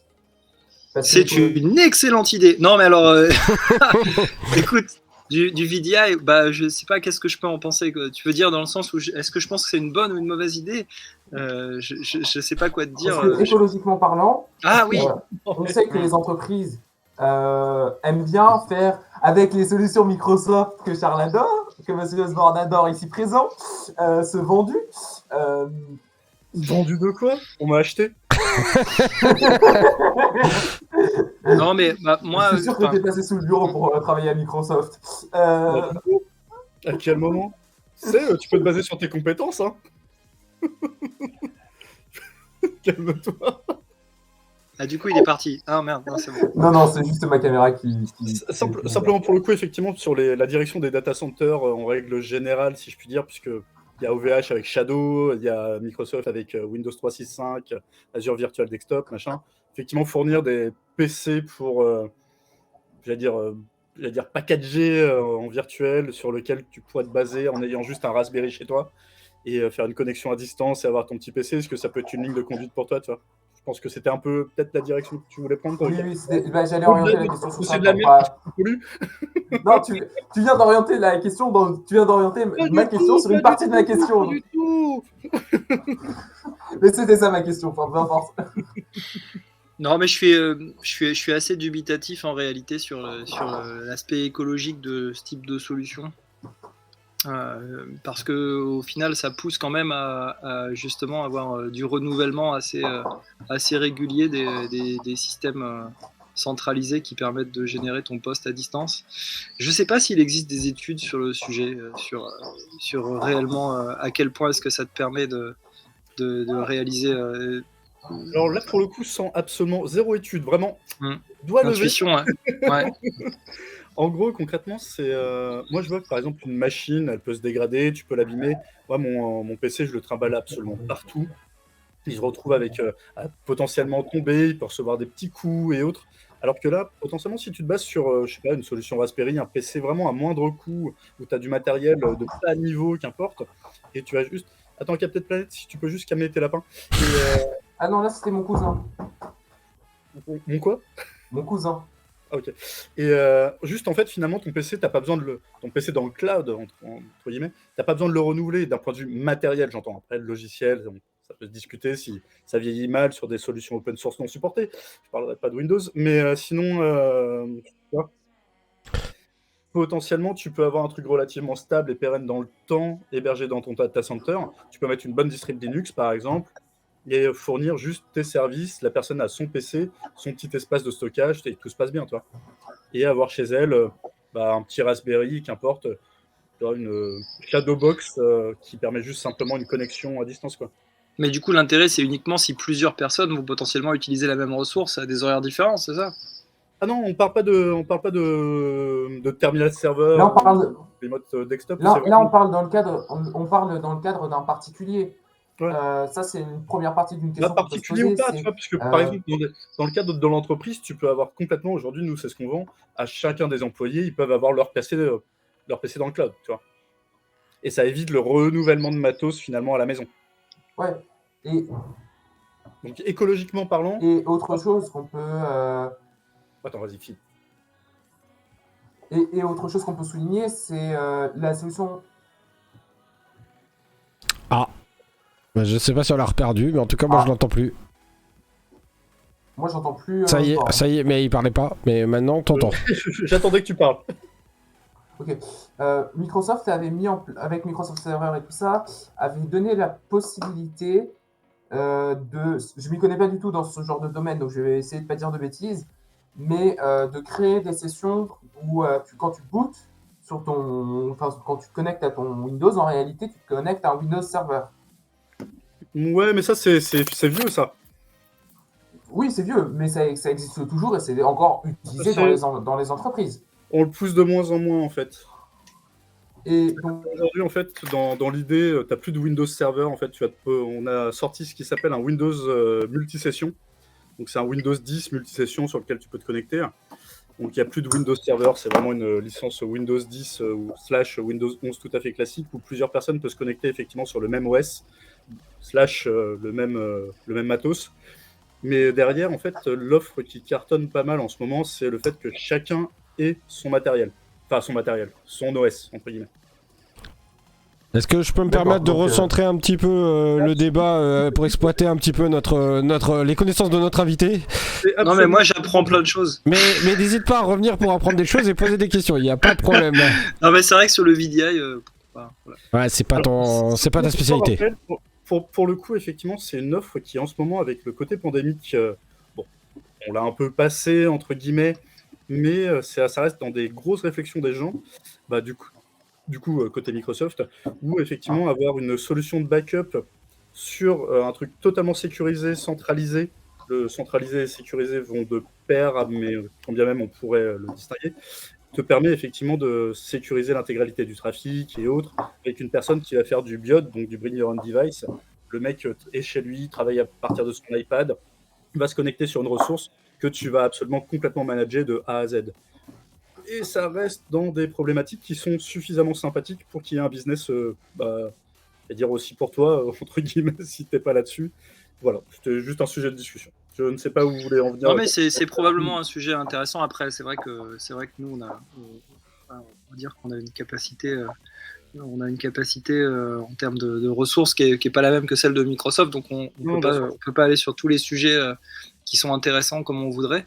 Mais bon, voilà, on va dire qu'on va laisser quelques mois encore seul Microsoft sur ce segment pour vous laisser un truc, quoi. Tu vois, Mais d'ailleurs, c'était une parfaite transition avec la question que j'allais te poser. Vous avez monté un service de cloud nuage français qui propose un certain nombre de fonctionnalités, on va dire. Le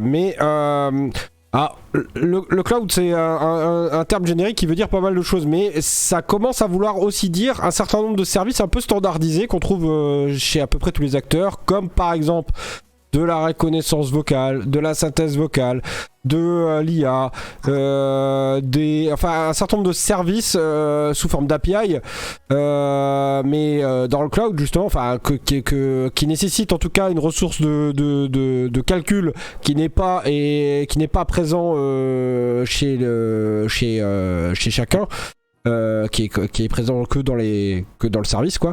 Et par exemple, mettons, je veux faire mon chatbot. Pour rebondir sur un truc qu'on a fait cette semaine la semaine dernière avec Aeronautics Laurent, où on a vu les différentes possibilités de chatbot via les API Microsoft et Google. Est-ce que c'est quelque chose, par exemple, que vous envisagez vers lequel vous envisagez d'aller? J'imagine déjà un peu ta réponse, mais voilà. Oula, attends, là on a. c'est pire que tout là. Ah, attends, vas-y voir. Non. Ah si, ça a l'air mieux là. Bah, dans le 6, il est bien passé là, le 6. Non, mais vous êtes sérieux, je peux plus. Ah si, mais ça grésillait, tu sais, comme dans si t'étais dans un truc de Formule 1. On dirait que tu te prends des coups de jus en même temps. Ça marche mieux là? Ah ouais, c'est mieux, c'est beaucoup mieux. Bon, j'ai plus de micro. Désolé. Donc... Il va finir l'émission avec plus rien. Non, mais c'est qu'il y a un motivé à passer sur Mac. Voilà. Ah, mais j'ai un vieux Mac parce que je fais de l'écologie. Mon Mac, je pense qu'il est de 2009 ou un truc comme ça. Ah, bon, j'exagère un petit peu. Mais c'est pas le dernier.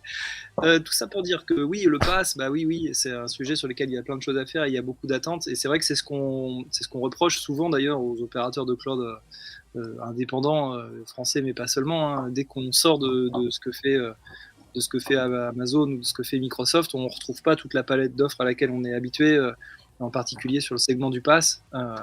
Et je pense qu'on est beaucoup à être conscient de la pauvreté de l'offre, de ce qu'on est capable de faire à ce niveau-là. Mais bon, voilà, à part aller intégrer des solutions open source, on va pas aller développer des moteurs d'IA. Nous, on n'a pas la capacité de faire ça parce qu'on n'a pas les moyens de Google ou les moyens de Microsoft ou les moyens d'Amazon. Hein. Donc, c'est vrai ça, c'est pas quelque chose qu'on peut faire à brève échéance. Sauf à ce qu'on trouve des projets qui, encore une fois, soient avec une communauté européenne et qui puissent s'appuyer sur un IaaS qu'on va aller produire derrière. Moi, c'est ça que je vais aller chercher pour aller, pourquoi pas, packager des offres de pass pour faire de l'IA, pour faire du chatbot, si tu veux. Donc ça, c'est des choses qu'on pourrait considérer. Maintenant, moi, j'ai pas d'équipe dédiée au sourcing de projets pass. Qui vont intégrer des projets de ce type-là. C'est quelque chose que ça, on pourrait tout à fait faire, mais on va plutôt être dans sourcer des projets qui sont des projets communautaires et les connecter pour qu'ils se reposent sur de l'infra à nous, et que donc tu puisses proposer des alternatives à ce que ensuite vont proposer les plus gros, qui globalement va probablement être à moindre coût, parce qu'en général, nous, quand tu es sur notre IaaS, tu es à 4 fois moins que le coût de ce que fait Microsoft ou de ce que fait Amazon.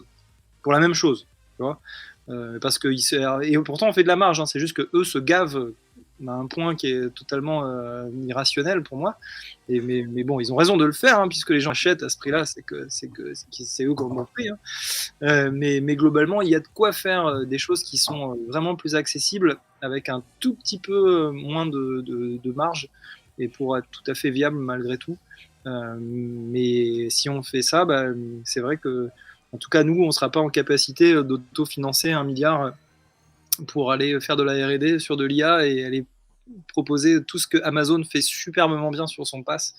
Amazon, Microsoft et Google, hein, parce que les trois font à peu près les mêmes services. Bien sûr. Et ça, tu mets le doigt sur le problème, en fait, ta question qui est sur l'angle peut-être particulier de ce que vous avez vu dans votre émission précédemment. Oui, sur la pauvreté de l'offre pass, dès que tu sors des gros... Il y en a un tout petit peu, il y a Scalway qui fait des choses. Je sais pas s'ils l'ont fait eux-mêmes d'ailleurs, mais ils ont fait un certain nombre de choses. Il y a une librairie pour faire de l'IA en Python qui existe, qui est open. Bon, ok, génial, on a pas eu Capitaine Planète. Eh ben, Capitaine Planète, tu es le bienvenu pour l'intégrer chez nous. Viens. Ah, mais quand vous voulez, mais à ce moment-là... Mais t'as une alternance Supinfo là. Vas-y, viens, on va l'intégrer. Viens. Et il t'envoie son CV, je te le transmets. Y a pas de souci. C'était prévu de toute façon, donc ça tombe bien. Après, vous discutez. Oui, puis si derrière t'as besoin de certains leaks, Microsoft prévient. Voilà, bon, allez. Nickel. Est-ce que tu peux nous sortir le code de xCloud histoire qu'on puisse faire du jeu vidéo hébergé en France? Le code de rien du tout. Tout ce que je peux dire, c'est parler, mais je n'enverrai pas. Non, mais je sais bien. C'est une blague. Mais par contre, ce serait avec grand plaisir si on peut donner un coup Déjà, de main tout à l'heure, on a dit du bien de Minecraft, je crois. Hein. Voilà. Ouais. Non, mais. Oui, mais bon, t'es sur un réseau. Minecraft, pour faire des choses pas très nettes, qu'on ne parlera pas sur les réseaux, pour apprendre à développer, c'est bien. Oui, non, c'est bien. Hein. C'est vrai, il y a pour apprendre à casser la gueule à des gens qui t'insultent de nazis sur Minecraft, c'est bien aussi. Alors là, je ne sais pas quelle expérience tu as eue, mais... Moi, ça me fait peur parce que mon fils de 12 ans, il passe quand même pas mal de temps. Je vais peut-être aller revoir ça. Mais ouais. Disons que ça, c'est un sujet qui va rejoindre ce que tu disais sur l'offre française et qui va rejoindre notre sujet en parlant de Minecraft. Il y avait un énorme serveur Minecraft qui était pour les Java Edition qui s'appelait AFMC. Ça a fermé maintenant, c'est devenu que sur Bedrock. Parce que ce qu'ils veulent, c'est pouvoir héberger sur... Ah, la liaison... Et pour ça, on fait un quiz et on doit faire Omar... Qui connaît les paroles. Qu'est-ce qu'on avait tout à l'heure? On avait Pod... non, c'est quoi le projet de data center sous l'eau? Non, pardon, allez, vas-y. Donne-nous la réponse. Ah, on va mourir. Vous voulez héberger sur quoi? Non, mais on l'a perdu. Je pense que le mieux, c'est qu'on... Non, on l'a retrouvé. Franchement, on te rappelle dès qu'il y a la canicule. Allez. Ah la vache. Captain, je te coupe le micro, puisque là... Hop là, tac. Ouais. Oh non! Si. Ah la vache. Il y avait mon père dans ma chambre. Donc du coup, ce que je disais, c'est que il y avait IMC qui était un gros serveur et tout, qui voulait de l'hébergement français, qui a, si je ne mets pas de mots dans leur bouche, et qui a arrêté de développer le serveur Minecraft Java Edition pour des problèmes d'hébergement. Donc justement, ça pourrait être Je intéressant. sais pas quel est son problème, mais il faut qu'il vienne chez nous. C'est ça. Il a une solution en tout cas, lui. Mais ouais, bah si, c'était les coûts sans doute. Mais c'est vrai qu'il faut rappeler quand même que bah, l'hébergement, c'est pas gratuit et que bah, l'électricité, ça pousse pas sur les arbres encore. Non, mais ça, c'est vrai que les gens s'en rendent pas forcément compte, hein, mais c'est vrai que c'est difficile de faire des offres d'hébergement de serveurs à bas coût quand tu viens avec ton propre équipement en data center, c'est un certain budget, ouais. Ça. Et c'est difficile de faire des choses correctes. En fait, moi, j'ai beaucoup de déçus hein, parce que j'ai beaucoup d'associations ou de jeunes qui passionnés, hein, qui récupèrent des serveurs Dell d'une génération précédente et qui se décident de lancer leur service, alors que ce soit pour faire du serveur Minecraft ou pour faire autre chose, hein, qui peut être divers ou variés, mais héberger un serveur dans un data center, souvent quand il n'est pas de dernière génération, il va généralement aller tirer pas mal de puissance. Et on se retrouve facilement avec, pour un seul serveur, des budgets qui dépassent 1000 euros par an assez largement, voire 2000 euros par an pour héberger un serveur. Et ça, les gens ne comprennent pas bien. Pourquoi ça coûterait 2000 euros par an alors que mon serveur, je l'ai acheté 200 balles sur le Bon Coin ou même pas, ou on me l'a donné. Et ça, c'est vrai que c'est parfois frustrant de se rendre compte que ça coûte moins cher de louer un VPS de la même capacité que d'aller mettre son propre serveur. Et pour compléter sur ce que tu disais sur les coûts de marché, vous avez la chance de pouvoir toucher tous les crédits impôts recherche, les crédits innovation, les crédits handicapés, les crédits ceci, les crédits cela. Non, je ne peux pas faire de blagues sur les handicapés. Je ferai des blagues sur la prochaine fois. Mais moi, en tant que particulier, si je veux faire ça sur mon propre serveur, je n'ai pas tous ces crédits-là d'accessibles parce que je ne suis pas une entreprise. Oui. Si, je peux à la limite taxer le crédit impôt handicapé. Oui, mais en même temps, quel rapport? C'est-à-dire que alors le crédit d'impôt innovation ou le crédit d'impôt recherche, d'ailleurs, le principe, c'est qu'il faut faire de la recherche. Tu mets juste ton serveur dans un data center pour installer un serveur Minecraft. Bon. Oui, mais vous, à titre personnel, vous pouvez faire de la recherche, si je ne m'abuse pas. Alors, on peut faire de la recherche, mais tu vois, alors, le crédit d'impôt innovation, c'est quand tu développes des nouveaux produits. Voilà, que tu vas aller développer des produits qui ne sont pas accessibles sur le marché. Et donc, tu vas faire progresser l'état de l'art en proposant un nouveau type de produit. Tu as tes dépenses de prototypage qui sont éligibles à des subventions. Donc, oui, tu vois, quand nous, les travaux, quand on va aller nous développer des nouvelles fonctionnalités autour des applications qu'on intègre au titre du nuage français, c'est vrai qu'on demande du crédit d'impôt innovation pour une partie des développements qu'on réalise dans le cadre de travaux de prototypage. Voilà. Mais c'est assez, enfin, pour être tout à fait transparent, hein, c'est assez anecdotique. Hein. On parle de quelques, alors à l'échelle d'une entreprise, hein, c'est quelques milliers d'euros par an, alors qu'on va aller, tu vois, dès que tu payes un développeur, c'est le développeur lambda, il va revenir à peu près à 120 000 euros par an à une entreprise avec les coûts induits, avec les cotisations sociales. Donc bon, voilà, on va dire que dans le coût global de l'entreprise, c'est plutôt anecdotique cette partie. Bien sûr, mais ce que je voulais dire. Et donc à titre perso, toi tu vas payer plus cher, surtout parce que tu vas payer la TVA, ça c'est vrai. Voilà. Et la TVA, ça fait mal au cul, parce que c'est 15 ou 20% sur les produits informatiques. Ouais, mais c'est ce qui finance un certain nombre de choses dont tu as un peu besoin, comme par exemple les hôpitaux.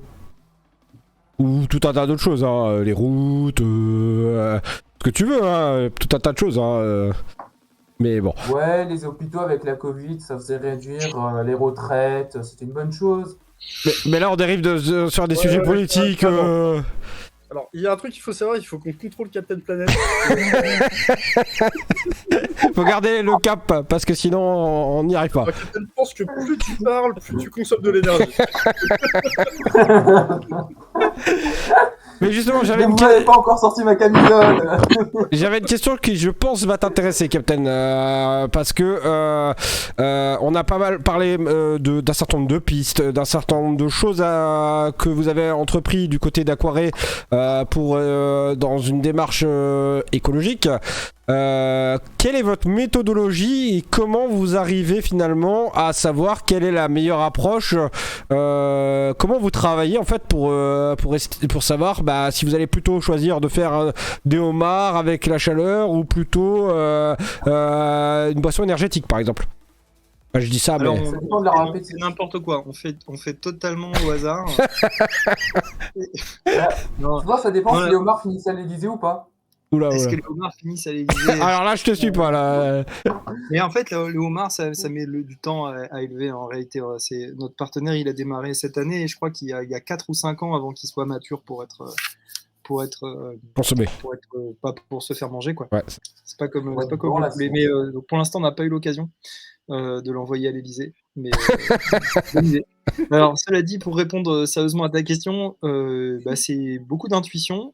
C'est-à-dire que, tu vois, c'est avoir des discussions de comptoir comme on est en train d'avoir, qui permet de remonter parfois des idées qui sont des bonnes intuitions. Je prends l'exemple de ce que disait Capitaine Planète tout à l'heure avec les insectes. Tu vois, c'est quelque chose que j'ai pas du tout, auquel j'avais pas du tout pensé. Ça vaut la peine ensuite de prendre quelques heures pour aller rencontrer des professionnels du secteur et essayer de comprendre réellement quels sont leurs besoins.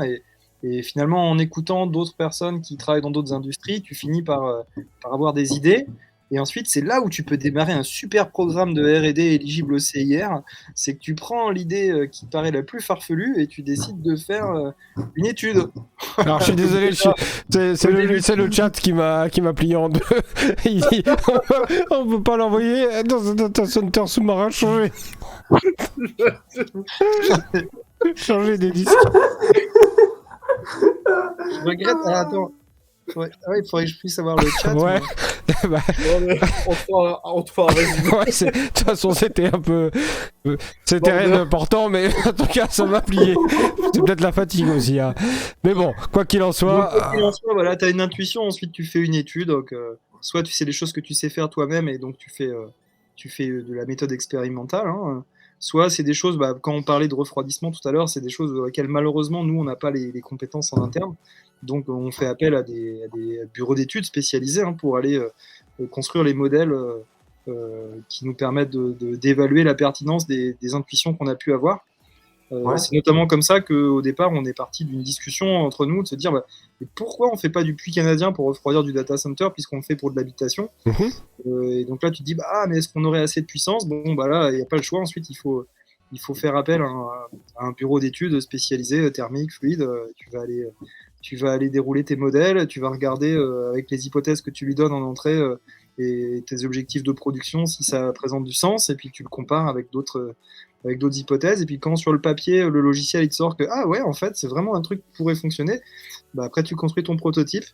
C'est une démarche classique, expérimentale, finalement c'est comme ça qu'on progresse, des idées à la con au départ, et puis ensuite les plus mauvaises elles passent pas le stade de l'étude, et les suivantes Et chez vous, c'est qui parce que j'imagine que même si c'est délégué à un bureau d'études, il y a quand même quelqu'un qui reste en charge, entre guillemets, d'étudier l'idée ou de faire avancer un peu le projet lié à cette idée, de creuser, entre guillemets, la piste. Est-ce que c'est toi directement? Est-ce qu'il y a des gens chez vous qui en... Chez Aquarelle, tu sais, on est 17. Donc, c'est déjà pas mal, 17. On n'est pas une grosse multinationale.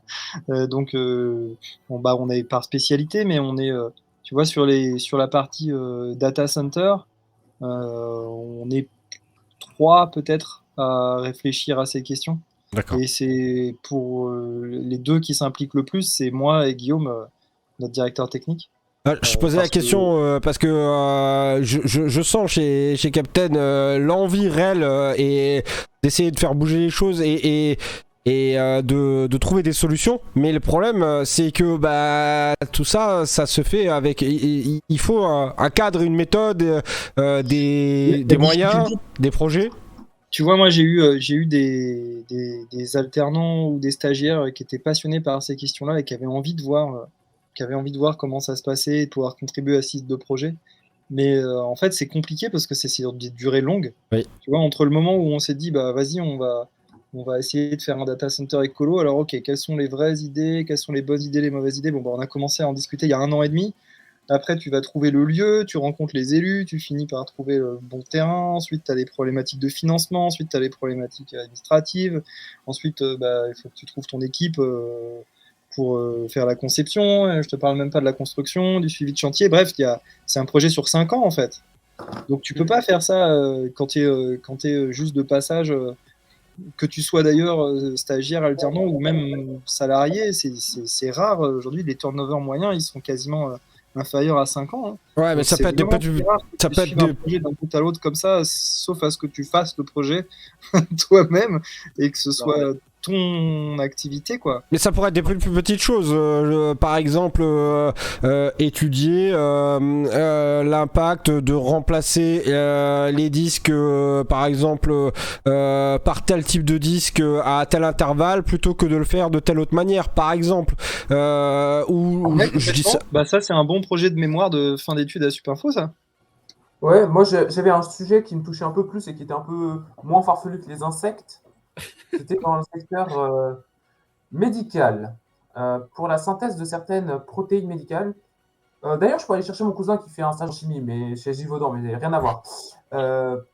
Pour certaines réactions de chimie, pour certaines fermentations de protéines, on a besoin de chaleur constante pendant de très très longues durées ou de refroidissement pendant de très très très longues durées. Et un truc qui m'aurait intéressé d'étudier, c'est est-ce que les instituts de chimie peuvent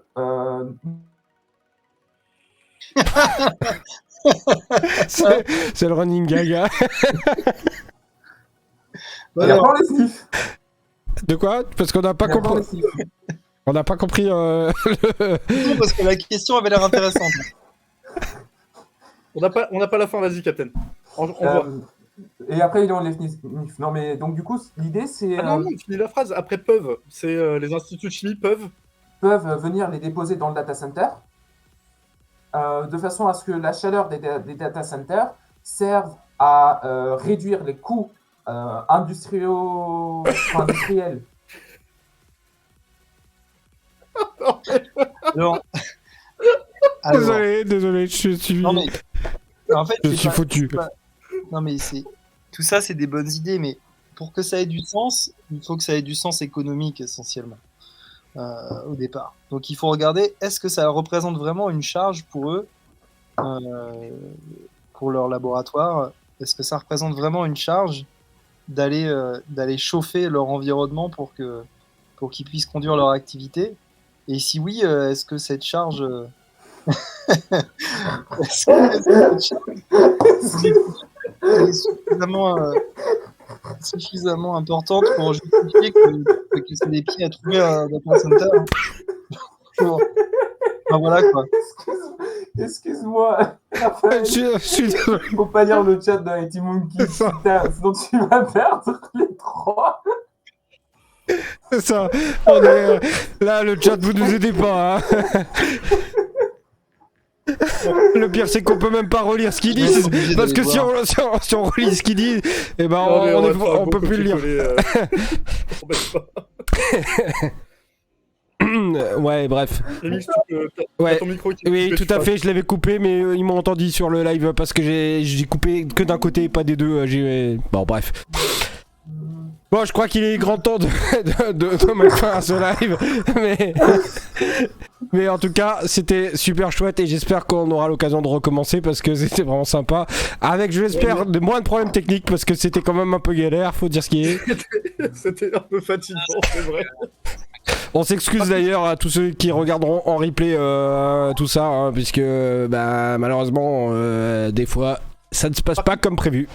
Par contre, il y a un truc qui est sûr, c'est que alors, quand bien même j'ai mon cloud, honnêtement, je serais complètement chaud pour héberger des trucs chez Raphaël, quoi. Qui Ah est bah. complètement en mute et qui s'en fout. Moi, je le fais déjà, tu vois. Non, je trouve ça une super idée. Mais quand tu dis chez moi, faut que je paye de ma femme, quoi, parce que c'est vrai que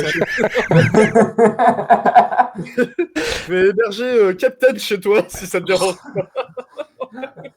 oui, mais Moi, alors, si je peux me dire pisser sur Microsoft tous les jours, ça me va. Hein. Ouais, on va te mettre un petit coin, t'inquiète pas. Oh la vache, ça dérive complètement cette histoire. Non. En vrai, par contre, c'est juste génial, quoi. Et accessoirement, t'es juste de Supinfo, donc forcément, je suis avec toi. C'est vrai qu'il faut qu'on se tienne les coudes parce que c'est une espèce en voie de disparition. Et donc, j'en conclus que vous recommandez Supinfo parce que la question va bientôt se poser pour mon fils, n'est-ce pas? Alors moi, il y avait un slogan de mon temps, c'était Supinfo, mais c'est super. Ça ressemble à Couffignal, c'est génial, hein, parce que chez nous, le lycée Couffignal représente... Ouais, et c'était vachement bien parce que ça passait en sponsoring juste après les experts. Ah ouais, pour de vrai. C'est le directeur qui s'est barré de la caisse avec des châteaux. Oui. Ouais, non, alors là, c'est plus compliqué que ça. Mais oui. Mais maintenant, sans rire, si vous voulez faire un vrai sujet là-dessus, Supinfo maintenant c'est une marque de Ionis du groupe d'Epita. Ionis. C'est ça, hein. Et en fait, ce qui se passe, c'est que Supinfo a fait des choix qui n'ont pas été très judicieux. C'est-à-dire que pour avoir bachelor validé par les autorités de certification de l'État, enfin, j'y comprends rien à ce truc-là, ils ont volé le diplôme d'Epitech et ils ont mis leur en-tête dessus. Non, mais c'est pas ça le problème. Le problème, c'est Alic. Bon, cela dit, moi j'ai quand même, je vais dire du positif, moi j'ai passé 3 belles années à Supinfo où j'ai Ah oui, appris non, mais ça n'empêche. et Supinfo, si Supinfo on veut m'a donné l'opportunité de pouvoir développer mon activité à Coiret, ce que j'ai malheureusement pas réussi à faire avec l'EPITA, parce que la scolarité n'était pas compatible avec ce type de projet. À Supinfo, ils se sont adaptés pour permettre ce type de projet. Donc ils avaient, à un moment où j'y étais, en tout cas, une relative longueur d'avance sur les possibilités de mixer ses études et ses projets professionnels. Raphaël, j'ai même envie de dire, au-delà de ça, en fait, et surtout pour Captain, ne crache jamais sur ton école en public. Oui, non, mais ce que je vais dire, c'est que au-delà des problèmes... Écoute-moi, vite fait, c'est important. En fait, quand tu vas sortir de l'école, en fait, tu auras tout un réseau de gens, par exemple à Microsoft. Moi, je travaille avec beaucoup de gens de Supinfo. Et tu peux pas dire, personne arrive et dit Supinfo, c'était de la merde ou ceci, ou ton école, tu peux pas cracher dessus, en fait. Non, mais moi, je suis quelqu'un qui... Moi, ça m'a appris beaucoup de choses que tu n'aurais pas appris dans notre école. Et enfin, ouais, non, mais Osborne, je vais dire, au-delà de ça... Non, c'est pas au-delà de ça, c'est garde l'image que tu as. Mais bien sûr, mais l'image de Supinfo, l'intérieur de Supinfo, c'est qu'en termes d'organisation et tout, ça a été une horreur cette année, ça a été très mal géré. Ils ne savent pas gérer les diplômes, donc on est obligé de signer pour 3 ans. Ça, c'est des faits que j'annonce, c'est probable. Mais c'est pareil dans toutes les écoles. Hein. Et ce qui est vachement cool avec Supinfo, c'est qu'on découvre des intervenants ultra sympas, des intervenants qui sont à l'écoute et des intervenants qui donnent des très très beaux stages, voire des très belles alternances. Et alors, exactement. Et d'ailleurs, Iron Tux nous disait, on va arrêter pour ce sujet, mais on va arrêter tout court d'ailleurs, mais on se retrouve. Pour ça, hein, vite fait. Voilà. Mais c'est un sujet qu'il faudra relancer quand même. C'est les sujets qui sont récurrents, moi, depuis 20 ans. J'ai l'impression que j'avais ces discussions déjà il y a 20 ans. Mais c'est ouf, hein. Donc c'est amusant de voir que ça passe d'une génération à l'autre. Mais au final, profite de l'école, c'est bien, c'est un bon moment. Mais tellement. C'est que du bonheur, et à la fin, si tu gardes l'image, t'arrives, et de toute façon, c'est toi qui vas assurer en tant que personne, et c'est pas l'école qui fait que... Oui, de toute façon, c'est pas l'école qui compte, c'est comme ta femme, c'est pas ta femme qui compte, c'est ce que tu fais. Alors, je me désolé. Pareil.